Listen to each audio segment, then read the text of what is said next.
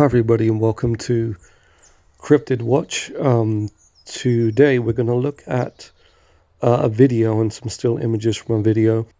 This was forwarded to me from Steve, who was on our first ever podcast recently, who had a sighting of what I believe is the British Bigfoot or woodwose. And it's a video from a channel called Outside a Tank. I'll put the link in the description so you can check them out. And this was filmed in Wales. He hasn't said exactly where, but I believe it was at either the Beacons or the Cantref Reservoir, which is in the Brecon Beacons in Wales, which is a large mountainous national park. There's numbers of man-made lakes, reservoirs there as well.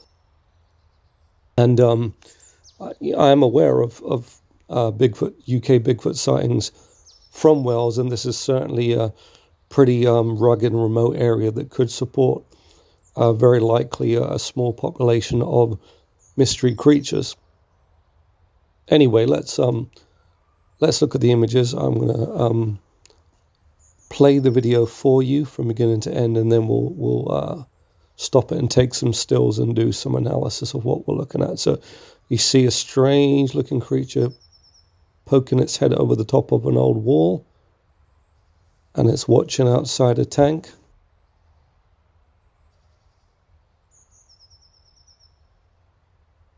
And we get a number of seconds of that, and then it cuts away. He's out there wild camping. He's got fire. He's cooking something that probably smells really good. And then he pans over and you see it briefly again. Now, he stated that the second glimpse of it, he didn't actually notice that when he was recording. It's only when he looked back at the film, he saw that the creature had moved 40 foot closer to him in a very stealthy manner. And first of all, let's go back to the main image. What can we see there? We can see something that is clearly, it's not a tree stump. We can clearly see it's not a badger. It's not a fox. It's not an owl. It's something that appears to have a face. And if we look closely, and I'm going to draw these things out for you, you can see hair falling down the sides of the head. It's got a very grey colour to it. And then here you can see what looks like a brow ridge, eye sockets, orbital areas, cheekbones, zygomatic arch, quite wide but stout nose. I'm not sure if you can catch a mouth, maybe just about there.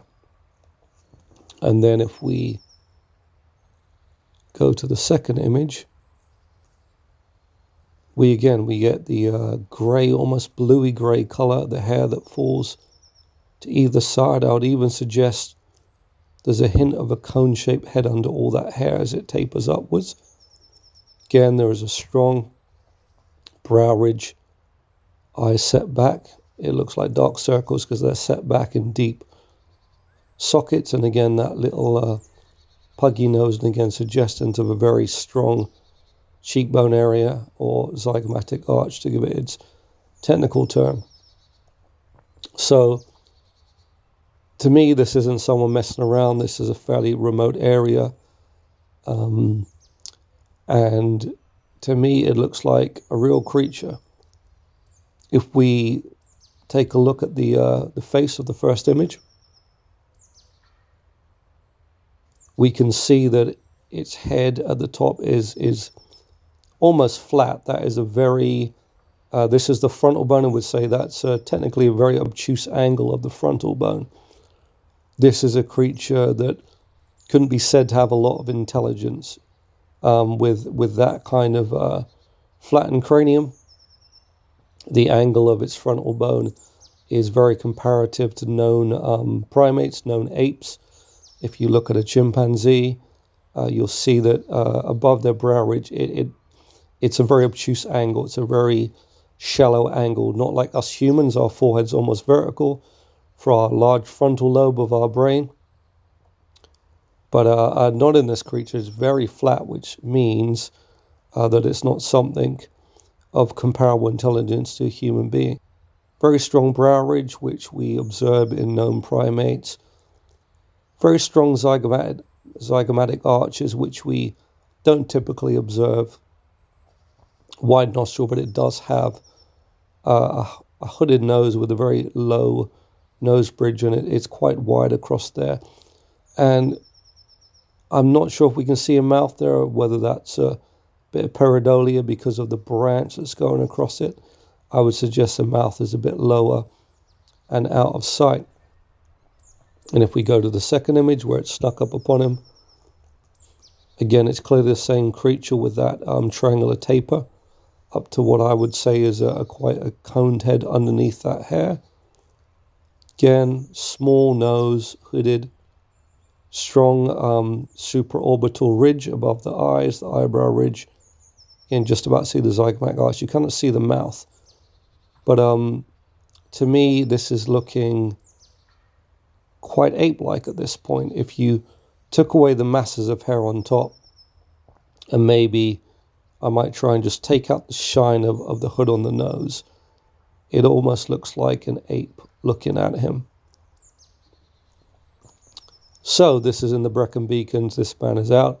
He's cooking some food, and this creature with these very distinct morphological features, comparable with known primates, comes over and is having a bit of a look at him. Kind of stealthy, but not that stealthy because it's actually in plain sight. You can see it there. So it's trying to hide to a certain extent, but it's not intelligent enough that it's managing to completely hide itself. It's not camouflage itself in any way. It's kind of looking, but also quite obvious that it's there, particularly with the bluey grey color. So what should we say about this? Well, the man he doesn't know. I think he's ex-military. He was quite brave. He actually, in the first image, said he walked towards it, and it appeared to run away. And when he got to the wall, it wasn't there anymore. But then later on in the second image, it had snuck back up on him. So whatever he was cooking smelled really good. It was thinking about having whatever he was having that night. I don't know what was in the bag. Some tomato soup. I have no idea. But it smelled good to a creature that lives out in the wild and is not always achieving an easy meal. And my assessment of this would be this is one of the very few photos of a woodwose, which is the British Bigfoot. Legendarily, and in folklore, is a big hairy man that lives in the woods, but on close examination, not comparable to a human so much as it is comparable in its features to an ape-like creature. And as the population of our small isles has exploded, as development across Greenbelt continues, which is not a good thing, more and more we're going to find people having encounters as these creatures are driven out of their historical habitats and ranges, and more attempted into interactions with humans as they get more and more desperate for sustenance and more and more driven into interactions out of necessity. And it would be necessity for creatures that are naturally very stealthy. I'm going to try and find some US Bigfoot or North American Bigfoot captures that I can compare to this. What's funny to me, especially in the second picture, is it looks almost a little bit like those old troll dolls I remember from the 80s and 90s. I actually had a collection of them, which was based on the legends of the Scandinavian trolls. Not Swedish people that make nasty comments on YouTube, But, you know, legend of these kind of grumpy creatures that lived in the forest or under bridges and stuff, which lines up a lot with stories of Bigfoot, Yeti, Yeren from around the world, because Scandinavia does have vast wilderness areas. The percentage, I can't remember exactly, but places like Finland, Norway, mostly covered in boreal forest. Plenty of place for unknown creatures or undocumented creatures to hide. But I'm looking at this picture now. It almost looks like a hydra. Oh my goodness, let's look that up so I don't pronounce it wrong. It's here we go. Hamadryas baboon. Yes. So let me get up a picture of a Hamadryas baboon with the way the hair is at the side of the head, and put it next to this, and it reminds me a lot of Hydromyas baboon. Hamadryas baboon. There we go, which is native to the Horn of Africa, Ethiopia, Somalia, places like that. In fact, where I live in Devon years ago, we used to have them in Peyton Zoo. I don't know if they're there anymore. I haven't been to Peyton Zoo for years, but it reminds me of a Hamadryas baboon. And also a little bit of what I'm going to put up is a Nova Scotia capture of a Bigfoot, where it's quite hirsute in terms of the head. It's got a hooded nose that's a little bit grotesque looking, and it's got this unusual mouth that turns down at the sides. And Steve, who was on the show, talked about what he saw had a mouth that was turned down at the sides. Here's a picture from Todd Standing, whatever you think of him, but again, it's a creature that has this distinctive mouth that's turned down at the sides. And I'd dare say, in this, you know, I actually realize, look at the video, there is slight differences. Some images like it was definitely moving. If you can see a mouth, I'd suggest that it might have a suggestion of a mouth turned down at the sides. Anyway, that is my take on this. This gentleman was really reaching out in the comments saying, please, someone make sense of this. I would say the most sense of this would be it is the British Bigfoot. It is a unusual native primate that is still holding on just about in our British Isles, in places like the Brecon Beacons in the Scottish Highlands, up in the Pennines. I've heard stories from up there. Places like North Lincolnshire, Lincolnshire being the second biggest county. Down here in Devon, we've got a lot of wilderness areas. We've got forests that look like the Pacific Northwest. We've got Dartmoor and Exmoor. We've got a large tract of forest, Howden Forest, past Exeter. We've got quite large forests on Dartmoor as well. Places where these creatures, especially if they live subterraneously, or hide up there in the daytime, that they could come out at night.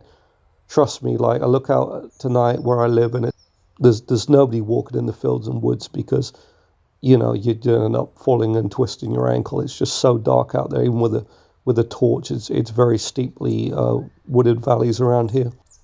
So that's my take on it. But you know, let me know what you think in the comments. Was he being pranked by somebody in a mask? Was it whatever else you think this might be? But I'm always going to look as scientifically as I can. And something interesting is I'm about to do a very short course, but it will give me a certification in forensic trichology, which is the forensic analysis of hair, because as I start to collect hair samples, British Bigfoot, alien big cats, etc., etc. Sea serpents don't have hairs, but then I'm going to be able to, you know, put a learned eye upon those and make a reasonable assessment of them for you, my lovely subscribers and listeners. So that's what I think of the video entitled "Did Outside a Tank Capture a Troll or woodwose on Film?" I think you can say it was both. And please make sure to like, share, and subscribe. It really helps. Please, if you will support the channel, you can make a purchase from our merch store. The link is in the description. We've got some really funny and cool Cryptid t-shirts with Bigfoot, Yeti, and Loch Ness Monster on there, and Skunk Ape. And you can also you can give, you can donate to help me out to keep doing these videos and raise money for expeditions and investigations. And you can also purchase from our affiliates and get something directly in return. So thanks again, Steve, for sending me this link. If you have any interesting videos you want to send to me, please leave them in the comments and I'll pick them up there, or you can find my email on the About section of the channel. But thanks for listening. There is many videos, analysis videos, podcasts, expeditions coming up, investigations. So see you next time on Cryptid Watch. And for those listening at the time it's recorded, have a very happy Easter. Bless you.